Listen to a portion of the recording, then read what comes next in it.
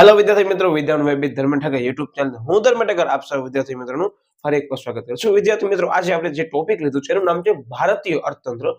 One of the most important chapter, કે એમ કહી શકાય કે આ ચેપ્ટર માત્ર તમને તમારા ધોરણ પૂરતું કામ નહીં આવે, પણ ઇન ફ્યુચર ફરી પાછું તમે કોલેજમાં જશો તોય પણ કામ આવવાનું છે. તેમજ ક્લાસ 1-2 અધિકારી જ્યારે પણ તમે એક્ઝામ આપવાના છો, કે ક્લાસ 2-3 અધિકારી, કે એનો મતલબ કે ગવર્મેન્ટ એક્ઝામ જે છે જીપીએસસી દ્વારા લેવામાં આવે છે, તેમજ જીએસએસપી દ્વારા લેવામાં આવે છે વિદ્યાર્થી મિત્રો, તેની અંદર આવતો આ ચેપ્ટર છે. અને આજની તારીખની અંદર દરેક વિદ્યાર્થી જે ગવર્મેન્ટ એક્ઝામની તૈયારી કરે છે એ પણ આ ચેપ્ટરને આ જીસીઆરટી માંથી પ્રિફર કરે છે. મતલબ કે તમારી બુકમાંથી પ્રિફર કરે. શું કામ? કે તમારી બુકની અંદર આપેલું જે પણ લખાણ છે એ ઓથેન્ટિકેટ ગણવામાં આવે છે ગવર્મેન્ટ એક્ઝામની અંદર. અને જીપીએસસી માઇન્સમાં પણ જ્યારે પણ ઘણા લોકો તૈયારી કરતા હોય છે ને, ત્યારે આ બુકનો પણ ઉપયોગ કરે છે. બરાબર વિદ્યાર્થી મિત્રો, એટલે ખાસ આ ચેપ્ટરને વ્યવસ્થિત આપણે ભણવાનું રહેશે, જેની અંદર અત્યારે મેં ટોપિક લીધો છે જેનું નામ છે વિદ્યાર્થી મિત્રો પ્રાચીન ભારત. આ ચેપ્ટરનો જે ઇન્ટ્રોડક્શન છે મોસ્ટ ટાઈમ છે, બરાબર, પણ અત્યારે આપણે લઈએ છીએ શું? યાદ રાખજો, પ્રાચીન ભારત મતલબ કે એન્શિયન્ટ ઇન્ડિયા. આ શબ્દ તમે સાંભળ્યો છે. અને હા, ઘણા બધા વિદ્યાર્થીઓને એમ લાગશે, અરે સાહેબ વળી પાછો ઇતિહાસ ક્યાંથી આવે?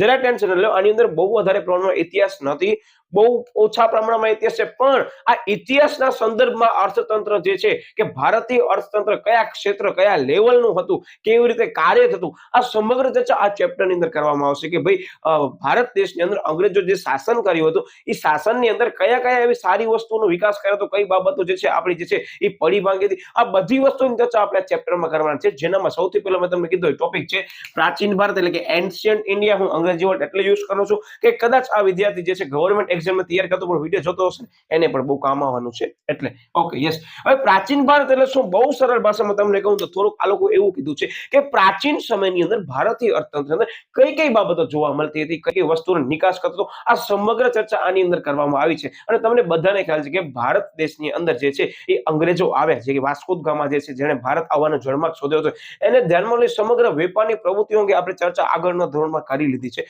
હું અહીંયા વિસ્તૃત એટલે નથી લેવા માંગતો, કારણ કે તમે હવે એના બધાથી પરિચિત છો. છતાં તમને એવું લાગશે આપણે એક અલગથી સેપરેટ વિડીયો મૂકી દેશું, કે થોડુંક ઇન્ટ્રોડક્શન અને થોડોક ઇતિહાસ આપણે જાણી લઈએ. જેને પણ જોવું હોય વિડીયો જોઈ લે, બરાબર. પણ અત્યારે આપણે ટાર્ગેટ કરીએ છીએ ઇન્ટ્રોડક્શનની અંદર જે એકમાત્ર પ્રશ્નો આવે છે એ હું તમને અહીંયા જ કરાવી દઈશ. એનો મતલબ કે મેં એવા પ્રશ્નો અત્યારે બોર્ડ ઉપર લીધા છે અને સમજૂતી લીધી છે કે જે તમને પરીક્ષાની અંદર 1 ગુણ આવે, 2 ગુણ આવે, 3 ગુણ આવે, કે 5 ગુણ આવે, બધાની અંદર કામ આવશે. તો સૌથી પહેલા પ્રસ્તાવનાના ભાગરૂપે એમ કહે છે કે ભારત દેશની અંદર બે સંસ્કૃતિનો સમન્વય જોવા મળતો હતો. કે ભારત દેશની અંદર પ્રાચીન સમયગાળામાં કેટલી સંસ્કૃતિઓનો જે છે સમન્વય જોવા મળતો? બે સંસ્કૃતિ. કઈ હતી? યાદ રાખજો. યસ, તમને આ ખ્યાલ જ છે કે સિંધુ ખીણની સંસ્કૃતિ અને આર્યોની સંસ્કૃતિ હતી. 1 માર્કનો ક્વેશ્ચન તમારો અહીંયા જ કવર થઈ ગયો કે પ્રાચીન સમયગાળામાં ભારતમાં કઈ બે સંસ્કૃતિનો સમન્વય જોવા મળતો? સાહેબ, સિંધુ ખીણની સંસ્કૃતિ અને આર્યોની સંસ્કૃતિ. જે ધોરણ 10 માં આવી ગયું છે, અહીંયા ચર્ચા કરવાનો નથી, અને પરીક્ષામાં એટલી બધી વિસ્તૃત ચર્ચા પણ આવવાની નથી ધોરણ 11 ની અંદર, બરાબર. Okay, yes.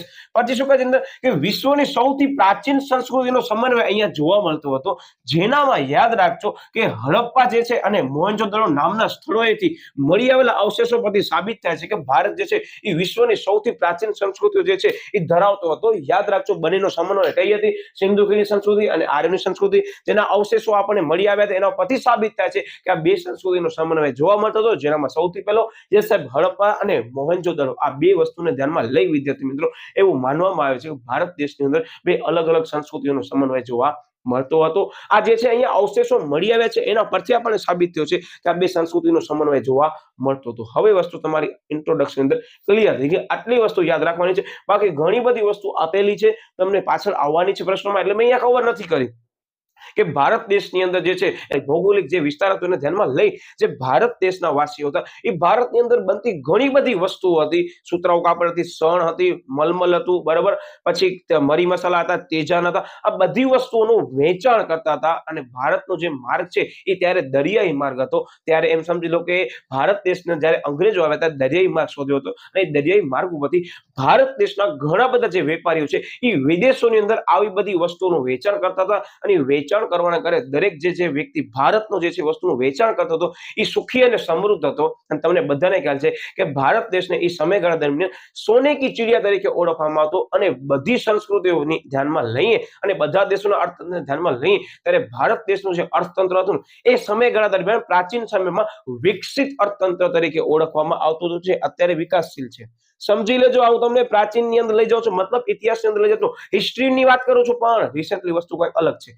એનો મતલબ કે ત્યારે ભારત દેશ પ્રાચીન સમયગાળા દરમિયાન ધનવાન દેશ હતો, બહુ સમૃદ્ધ દેશ હતો, પણ તમને બધાને ખ્યાલ છે કે આપણા દેશની અંદર અંગ્રેજો આવ્યા, અંગ્રેજો વેપાર કરીને ચાલ્યા ગયા અને શાસન કરીને ચાલ્યા ગયા, જેના કારણે ભારત દેશની પરિસ્થિતિ ખૂબ જ નબળી થઈ ગઈ હતી. એવું વિદ્યાર્થી મિત્રો માનવામાં આવે છે કે એ સમયગાળા દરમિયાન અંગ્રેજો આવ્યા ને અંગ્રેજોને ખબર પડી ગઈ કે ભારત દેશ પાસે ઘણી બધી એવી સંપત્તિઓ છે અને એ સંપત્તિનો જે છે એ ઉપયોગ કરી અને ઘણી બધી સંપત્તિ લઈ ગયા છે.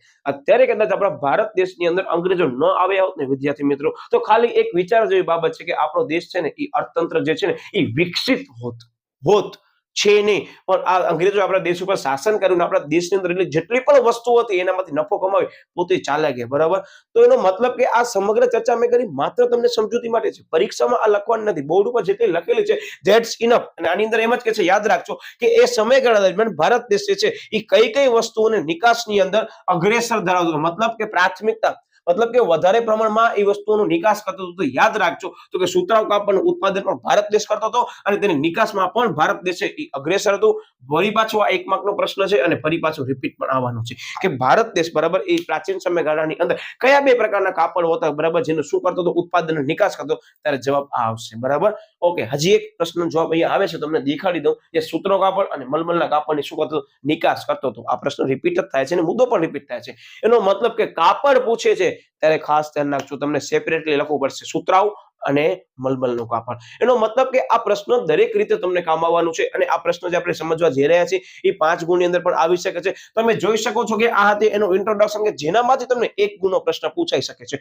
એના સિવાયના દરેક મુદ્દો તમે બોર્ડ ઉપર જોઈ શકો છો, મેં ક્રમ લખ્યા છે અને આ ક્રમની અંદર 4 ક્રમ લખ્યા છે. હજી એક છે મુદ્દો 5મો નંબરનો, પણ આપણે અહીંયા જગ્યાના અભાવના કારણે 4 મુદ્દાની સમજૂતી વ્યવસ્થિત લેવાના છે. પરીક્ષાની અંદર હું ગેરંટી સાથે કહું તમને પ્રશ્ન યાદ આવી જશે. બસ તમારું ધ્યાન અહીંયા હોવું જોઈએ. હું સ્ટોરી વાઇઝ અમુક વસ્તુ કરાવવાનો છું કે જેથી કરી તમને સાવ ઈઝી લાગે, કારણ કે આ chapter one of the most time કહેવાય. અને મેં તમને પહેલા જ કીધું કે જીપીએસસી ની તૈયારી કરતો વિદ્યાર્થી પણ આ વિડીયો જોતો હશે તો પણ એને ઘણું કામ આવશે, કારણ કે મેન્સ ની અંદર આ જ બધી વસ્તુ લખવાની આવે છે, પણ થોડુંક અપડેટ વર્ઝન ની અંદર આવે છે એવું કહી શકાય. ઓકે, હવે શું લેવાનું છે કે પ્રાચીન ભારતની અંદર જે માળખું હતું, કે પ્રાચીન ભારતની જે અર્થવ્યવસ્થા હતી એ કઈ રીતે હતી, આવું પ્રશ્ન પૂછાય છે. અને એમ કે છે પ્રાચીન ભારત ઉપર ટૂંકમાં લખો 3 માર્ક, ત્યારે આ વસ્તુની સમજૂતી આપણને આપવાની છે. આ ચેપ્ટરના પ્રશ્નો ખાસ ધ્યાનપૂર્વક કરજો. બરાબર, સૌથી પહેલા આપણે લઈએ છીએ કે રોજગારીનું માળખું, કે ભારત દેશની અંદર પ્રાચીન સમયની અંદર રોજગારી જે છે એ લોકો કેવી રીતે મેળવતા હતા. તો બહુ બેસિક વસ્તુ છે. તમે ઘણી બધી જૂની મૂવી જોઈ હશે અથવા તમે નોટિસ કર્યું હશે કે પહેલા મોટા ભાગની વસ્તી ક્યાં રહેતી હતી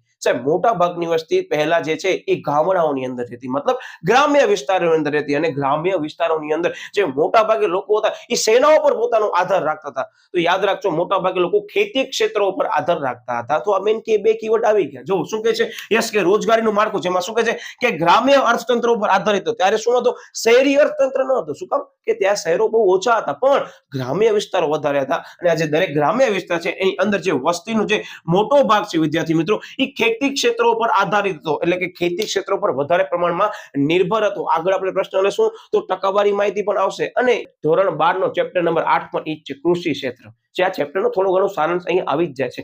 તો એનો મતલબ કે પહેલાના સમયની અંદર, એટલે કે પ્રાચીન ગાળાની અંદર, કે પ્રાચીન સમયકાળ દરમિયાન જે ભારત દેશ છે એની મોટા ભાગની વસ્તી ક્યાં રહેતી હતી સાહેબ? ગ્રામ્ય વિસ્તારમાં રહેતી. એટલે ગ્રામીણ અર્થતંત્ર હતું અને ગ્રામીણ અર્થતંત્રને ધ્યાનમાં લઈ તે ગ્રામીણ વિસ્તારની અંદર રહેતો જે વ્યક્તિ હતો એ શું હતો સાહેબ? એ ખેતી ક્ષેત્રો પર વધારે ભારણ રાખતું હતું. હવે આ ફાયદો છે કે નુકસાન છે આપણે ચર્ચા પછી કરવાના છે, પણ મેઇન કીવર્ડ્સ મેં અહીંયા લઈ લીધા. યસ, શું તો રોજગારીની અંદર કયા ક્ષેત્રનો ફાળો હતો સાહેબ? ખેતી ક્ષેત્રનો ફાળો વધારે હતો. આમ યાદ રાખજો. બરાબર, ઓકે. એનો મતલબ કે રોજગારીનું માળખું થઈ ગયું ક્લિયર. હવે જે છે બાકીના જે 3 ક્ષેત્રો આવે છે 1, 2 અને 3, એની થોડીક વિસ્તૃત સમજૂતી લીધી છે.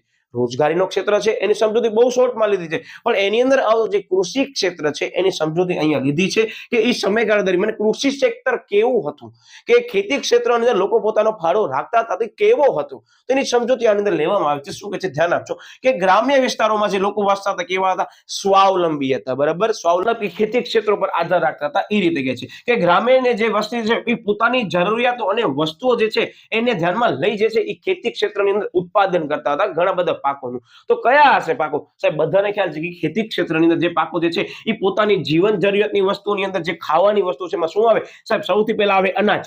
પછી શું આવે સાહેબ? શાકભાજી, પછી કપડા, પગરખા, પશુપાલન, ખેતીજન્ય વસ્તુઓનું ઉત્પાદન કરતા. તેનો મતલબ કે પ્રાચીન સમયગાળા દરમિયાન કે ગ્રામ્ય જીવન જે છે એ ખેતી ક્ષેત્રો પર નિર્ભર હતો, તો તેની અંદર જે છે એ પોતાની જીવન જરૂરિયાત વસ્તુઓનું ઉત્પાદન કરતા મોટે ભાગે, જેનામાં અનાજનું ઉત્પાદન કરતા હતા. પછી શાકભાજી જે છે ખાવા પીવા માટે ઉપયોગમાં લેવામાં આવતી વસ્તુ પહેલા લઈ લેવાની, અનાજ, ખાવાની વસ્તુ આવી ગઈ, અનાજ અને શાકભાજી. પછી શું આવશે? ઉપયોગમાં લેવામાં આવતી મૂળભૂત જરૂરિયાત સાહેબ કપડા અને પગરખા. યસ. પછી પશુપાલન, પછી ખેતીજન્ય વસ્તુ કે જે ખેતીની અંદર ઉપયોગમાં લઈ શકે એવી વસ્તુઓનું ઉત્પાદન કરતા હતા. એનો મતલબ કે ખેતી ક્ષેત્રનો ફાળો જે છે પ્રાચીન સમયગાળા દરમિયાન આવું હતું, અને જેના કારણે જે છે લોકો સુખાકારી જીવન જીવતા હતા. અને બધાને ખ્યાલ છે કે સમયગાળા દરમિયાન જે છે એ મોટાભાગે લોકો ગ્રામ્ય વિસ્તારમાં રહેવાના કારણે ખેતી ક્ષેત્રો પર આધાર રાખતા હતા, અને જીવન જરૂરિયાત જે પણ વસ્તુ જોઈતી હોય એનું ઉત્પાદન કરીને વેચાણ કરી અને પોતાનું ગુજરાન ચલાવતા હતા. એનો મતલબ કે ત્યારે લોકો છે ને બહુ સુખાકારી જીવન જીવતા હતા. આ યાદ રાખજો, બરાબર? બહુ સમજવું જેવી બાબત છે, બહુ પ્રેક્ટિકલી એમ સમજી લો કામ આવે એવી બાબત છે. આટલો મુદ્દો ઇનફ છે તમને પરીક્ષા અંદર લખવા માટે કરી, બરાબર? ઓકે, હવે બીજા મુદ્દાનું હેડિંગ આપવાનું શું છે? યસ, હવે આવે છે ઉદ્યોગ ક્ષેત્ર. અહીંયા મેઇન મુદ્દાના નામ છે, જો અહીંયા રોજગારીનું માળખું, પછી ખેતી ક્ષેત્ર, જેની અંદર 3 મુદ્દા આપણે સમજ્યા. આ ઓબ્લિક છે નો મતલબ તમે ત્યાંથી બીજો પોઈન્ટ બનાવી શકો છો. ઓકે, પછી આવે છે ઉદ્યોગ ક્ષેત્ર. હું તમને અત્યારે જ કહી દઉં વિદ્યાર્થી મિત્રો, બહુ આગળ તમને કામ આવશે કે ભારતીય અર્થતંત્ર અંદર વર્તમાન 3 મુખ્ય ક્ષેત્રો છે. એક ખેતી ક્ષેત્ર, પછી ઉદ્યોગ ક્ષેત્ર, ત્રીજો સેવા ક્ષેત્ર. આમ 3 અત્યારે વર્તમાનમાં છે, પણ આપણે અત્યારે પ્રાચીનની વાત કરીએ છીએ. તો પ્રાચીનની અંદર જુઓ કેટલા છે? 5. જેની અંદર જે છે હવે એના પછી આવે છે ક્ષેત્ર ઉદ્યોગ ક્ષેત્ર, જેમાં શું કહે છે તો કે એની અંદર જે પ્રાચીન જે ઇતિહાસકાર હતા ટી રાય ચૌધરી. આ વર્ડ મારો યાદ રાખજો વિદ્યાર્થી મિત્રો, એક માર્કની અંદર one of the most time question. ઇતિહાસકાર જે ટી રાય ચૌધરી વ્યક્તિ હતા, એને શું કીધું ખબર છે કે 19મી સદીની અંદર જે ભારત દેશ છે એ ઔદ્યોગિક પેદાશની વસ્તુઓનું ઉત્પાદન કરવાની અંદર જે છે એ અગ્રણ્ય જે છે સ્થાન ધરાવતું, મતલબ અગ્રેસર સ્થાન ધરાવતું હતું, કે ટોચનું સ્થાન ધરાવતું હતું, કે ભારત દેશ છે એ ઉદ્યોગને લગતી વસ્તુઓનું ઉત્પાદન બહુ વધારે પ્રમાણમાં કરતું હતું એવું માનવામાં આવે છે. કોના મત મુજબ? સાહેબ ટી રાય ચૌધરી હતા, એના મત મુજબ. જે કોણ હતા? સાહેબ જે ઇતિહાસકાર હતા, અને સમયગાળો કયો હતો સાહેબ? 19મી સદી હતો. આમ મગજમાં યાદ રાખજો. આ મેં તમને કીધું 1 માર્કનો પ્રશ્ન છે. તેમજ એ સમયગાળા દરમિયાન જો એને કીધું છે, અહીંયાથી ન્યૂ પોઈન્ટ બનાવવાનું છે કે સુતરાઉ કાપડ અને મલમલના કાપડની જે છે એ નિકાસ કરનાર દેશ જે છે એ ભારત જે છે એ બહુ આગળ હતો. કે ભારત દેશ છે એ કયા 2 પ્રકારના કાપડની જે છે એ વધારે પ્રમાણમાં નિકાસ કરતો હતો, કે જેનું સ્થાન જે છે એ ટોચ ઉપર હતું?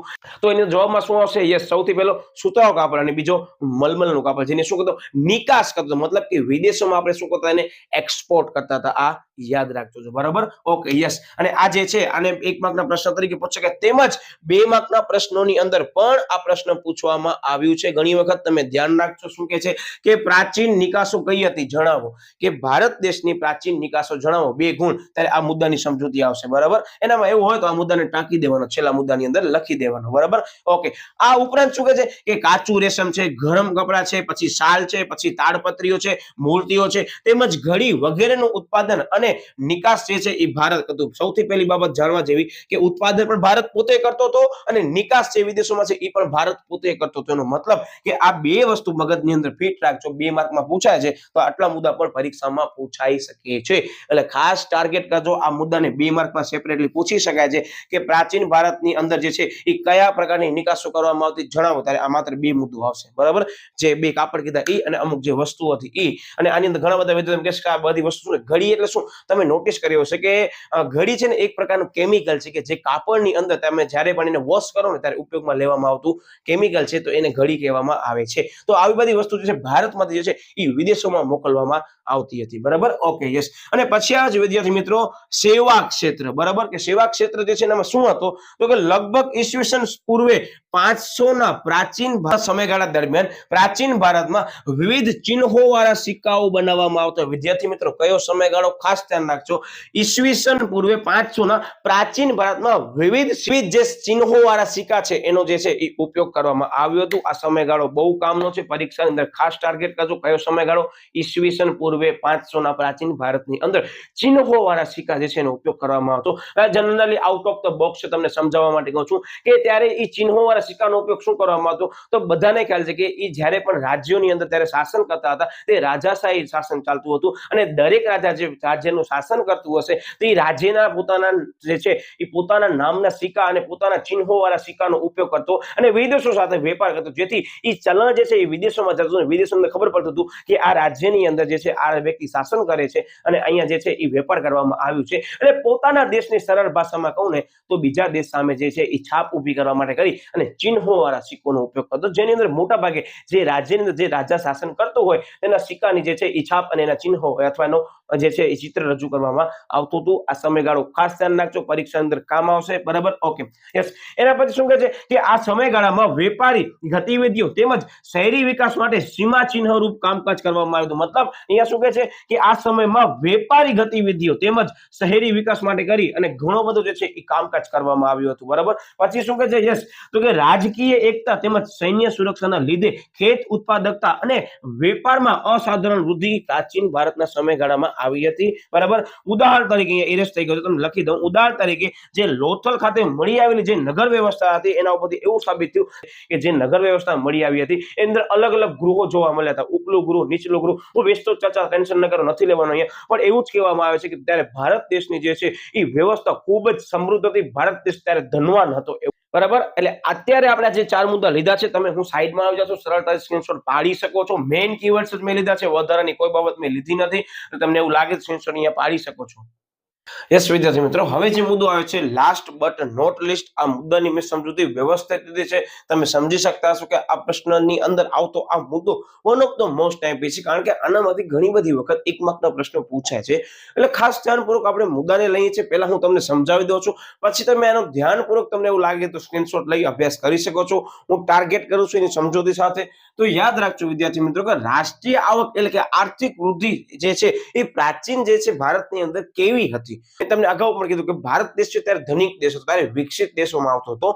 તો કઈ રીતે તમે આ પરિસ્થિતિ જો તમને એમ લાગશે કે સાહેબ આ પ્રાચીન ભારત અને અત્યારના ભારતમાં સાહેબ શું કામ વેરિએશન જોવા મળે છે, તો બસ યાદ રાખજો કે જ્યારે ઔરંગઝેબનું શાસન હતું અને ત્યારથી આ શાસન જે છે એ ભારત દેશનું જે છે એને ધ્યાનમાં લઈ વિદેશી પ્રજા આવી, ત્યારે વિદ્યાર્થી મિત્રો આપણા દેશની પરિસ્થિતિ પાયમાલ થઈ ગઈ હતી. અહીંયાથી આપણા દેશની એમ સમજી લો કે પડતી શરૂ થાય છે. પરીક્ષામાં લગતા નહીં, પણ આની અંદર જે વિદેશી પ્રજા આવે છે એનું કારણ આ છે. આ ધ્યાનપૂર્વક સમજવા જેવી બાબત છે, કારણ કે આપણે એઝ એ ઇન્ડિયન જે છે પર્સન તરીકે આપણને ખબર હોવી જરૂરી છે. શું કહે છે કે આર્થિક ઇતિહાસકાર હતા જેનું નામ હતું ઓગસ્ટ મેડિસન. યાદ રાખજો, ટી રાય ચૌધરી, ઔદ્યોગિક વાળો મુદ્દો. અને આર્થિક જે છે વિકાસની અંદર કોણ આવશે?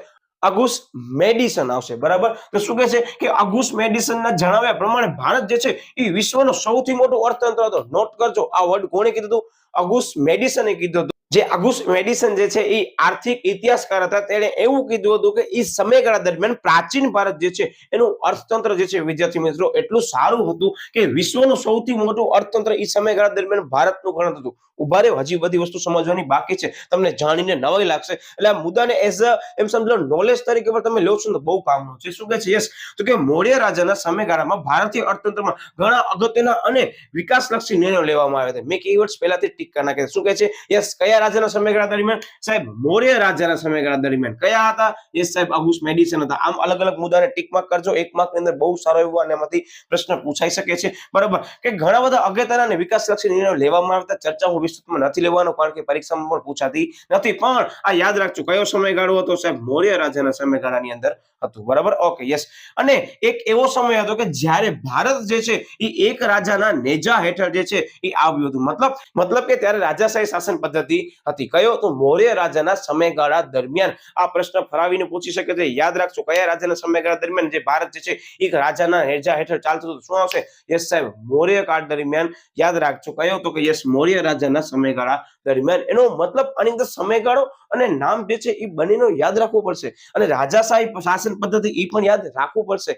યસ, પછી શું કહે છે? યાદ રાખજો કે 16મી સદીમાં મુગલ શાસન દરમિયાન. હવે 16મી સદી આવી ગઈ. 16મી સદીની અંદર કોનું શાસન ચાલતું હતું ભારત દેશ ઉપર? સાહેબ મુગલોનું શાસન ચાલતું હતું. એ સમયગાળા દરમિયાન જે છે અર્થતંત્ર જે છે એ વિશ્વના આવકના 25% આવક ધરાવતું હતું. ભારત દેશનું અર્થતંત્ર એ સમગ્ર વિશ્વના અર્થતંત્રની 25% આવક એકલો પોતે ધરાવતો હતો. એનો મતલબ તમે સમજી શકો ને, જે આ સ્ટેટમેન્ટ છે વિશ્વનું સૌથી મોટું અર્થતંત્ર હતું એ આના ઉપરથી સાબિત થાય છે. ઉભા રહ્યો, હજી પણ એક વસ્તુ સરસ મજાની આપી છે. શું કહે છે? યસ, તો કે 17મી સદીના અંત સુધી મુગલ શાસન વિકાસ પામ્યું. એનો મતલબ રાજાશાહી જે છે શાસન કઈ પદ્ધતિમાં હતો સાહેબ? મૌર્યકાળ દરમિયાન હતો. આમ મગજમાં યાદ રાખજો, મૌર્ય રાજા, બરાબર? ઓકે, કે મુગલ શાસન વિકાસ પામ્યું હતું અને દક્ષિણ એશિયાનું, યાદ રાખજો મારો વર્ડ, કે દક્ષિણ એશિયાનો જે છે એ 90% શાસન કોના પાસે આવી ગયું હતું સાહેબ? મુગલો પાસે આવી ગયું હતું. આ યાદ રાખજો, બરાબર? ઓકે, યસ, તેમની પાસે આવ્યું જેના કારણે એક સમાન કરવેરા અને જકાત નાખવામાં આવી. યાદ રાખજો કે એક સમાન કરવેરા અને જકાત જે છે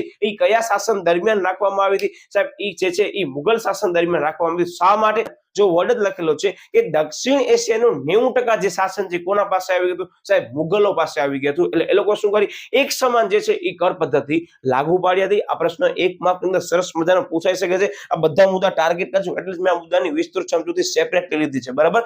ઓકે, યસ, વર્ષ 1700 ના સમયગાળામાં હવે બહુ સમજવા જેવો છે કે જે મેં તમને કીધું ને કે આ ઔરંગઝેબ જે છે ને એ ઔરંગઝેબના સમયગાળા પછી આપણા ભારત દેશની અંદર કોણ આવે ખબર છે? વિદેશી પ્રજાનું આગમન થયું. કયું યર ધ્યાન રાખજો, હું અલગ પેનથી નોટ ડાઉન કરાવું છું કારણ કે રેડ પેન ઓલરેડી ઉપયોગ કરી લીધી છે. કે 1700 ના સમયગાળામાં ઔરંગઝેબના શાસન દરમિયાન ભારતની રાષ્ટ્રીય આવક, મારો શબ્દ નોટ કરી રાખજો, 10 કરોડ પાઉન્ડ હતી. સાહેબ 10 કરોડ પાઉન્ડ? હવે તમને અત્યારનું હું ગણતરી કહું છું કે અત્યારે એક પણ પાઉન્ડની કિંમત કેટલી ખબર છે? 1 pound is equal to 108 rupees. અત્યારની તારીખ પ્રમાણે કહું છું. તો ત્યારે તમે સમજી શકો છો કેટલી હશે? 10 કરોડ છે. એટલે એમ સમજી લો કે 50% પર ગણતરી કરીને વિદ્યાર્થી મિત્રો ત્યારે તો પણ આપણા ભારત દેશ પાસે આટલી સંપત્તિ હતી. તમે કેલ્ક્યુલેશન કરીને જોઈ લેજો કે ભાઈ 10 કરોડ પાઉન્ડ જે છે એ સમયગાળા દરમિયાન કેટલા ગણાતા હતા. અને ધ્યાન રાખજો, શું 10 કરોડ પાઉન્ડ હતી ત્યારબાદ વિદેશી પ્રજાનું ભારતમાં આગમન થયું. અને વિદેશી પ્રજાનું ભારતમાં આગમન થયું એના કારણે તમને બધાને ખ્યાલ છે કે આપણા ભારત દેશની જે છે એ પરિસ્થિતિ ધીરે ધીરે નબળી થવા લાગી. બધી પ્રજાઓ જે છે ભારત દેશની આવી અને શાસન સ્થાપવા માટે કરી અને ઝઘડતી હતી. એવું કહી શકાય કે અહીંયા જે છે એ ભારત દેશનું જે છે ને એ અર્થતંત્ર ખૂબ જ મજબૂત હતું. બધાને એવું લાગ્યું કે અમે ભારત દેશને જઈ અને વેપાર કરીએ અને એનો ઉપયોગ કરીએ ભારત દેશનો. પણ થયું એવું કે પ્રજા એકબીજાની અંદર ઝઘડવા લાગી. હવે આની વિસ્તૃત ચર્ચા કરવાનું નથી, પણ એકબીજાની અંદર ઝઘડવાના કારણે ઓલરેડી ભારતને પણ નુકસાન થયું, એ પ્રજાને પણ નુકસાન થયું. અલ્ટિમેટલી છેલ્લે બ્રિટિશરને ફાયદો થયો. જે પ્રજા છેલ્લે આપણી અંગ્રેજો આવી હતી એ લોકોને ફાયદો થયો. બાકી પ્રજા અંદરો બધી ઝઘડવા જ લાગી હતી. એનો મતલબ કે તમે સમજી શકો છો કે ભારત દેશની અત્યારે જે પરિસ્થિતિ તમે જોવો છો અને પહેલાની કઈ તો કે યસ, આ જે સમયગાળો તમને કીધો છે એ 16મી સદીની સમયગાળાની અંદર આખી પરિસ્થિતિ અલગ હતી. ત્યારે ભારત જે છે વિશ્વની અંદર ડંકો વગાડતો હતો. પણ અત્યારે તમે જોઈ શકો છો કે આ વિદેશી પ્રજા ભારત દેશની અંદર આવવાના કારણે આપણા પરિસ્થિતિ જે છે એ અત્યારે કેવી છે.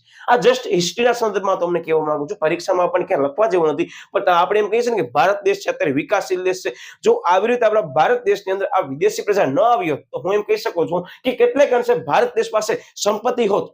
બીજી બાબત એમ નેગેટિવલી ન કહેવાય, પણ હા કે વિદેશી પ્રજા ભારત દેશની અંદર આવી ત્યારે ભારત દેશને ખબર પડી કે અમારા પાસે આટલી આટલી સાધન સંપત્તિઓ છે, બરાબર? અને વિદેશી પ્રજાના આગમનને કારણે કેટલીક જે સુવિધાઓ છે એ ભારત દેશને મળી પણ છે. અહીંયા એવા જ સંદર્ભમાં લેવાનો છે કે જે થયું છે એની અંદર ઘણા બધા કારણો જવાબદાર હતા, જેની વિસ્તૃત સમજૂતી જે છે એ આના પછીના ક્વેશ્ચનમાં આવી જ છે. એટલે વિદ્યાર્થીઓ આશા છે કે તમને વિડીયો સમજાઈ ગયો હશે. પરીક્ષા અંદર ફરીથી એવું લાગે તો તમે આ ક્વેશ્ચનને જોઈ લેજો, કારણ કે one of the most timely question છે. આ ચેપ્ટર અંદર બહુ લિમિટેડ ક્વેશ્ચન છે કે જે લોંગ ક્વેશ્ચનમાં આવી શકે છે. અને મેં તમને શરૂઆતમાં કહી દીધી કે ગવર્મેન્ટ એક્ઝામની તૈયારી કરવી હશે તો દરેક મુદ્દા જે છે એ તમને યાદ રાખવા પડશે. એટલે વિદ્યાર્થી મિત્રો, ચેનલને હજી પણ સબસ્ક્રાઇબ ન કર્યું, ચેનલને ખાસ સબસ્ક્રાઇબ કરી દેજો, બેલ આઇકન ઉપર પ્રેસ કરી દેજો, જેથી કરીને તમને સરળતાથી ઝડપથી તમને નોટિફિકેશન મળી રહે. વિડીયોને લાઈક કરી દેજો અને સોશિયલ મીડિયા માધ્યમોને જોડાવાનું હજી પણ રહી ગયું તો ખાસ જોડાઈ દેજો. મળ્યા વળી પાછો નવો ટોપિક સાથે, ત્યાં સુધી બાય બાય.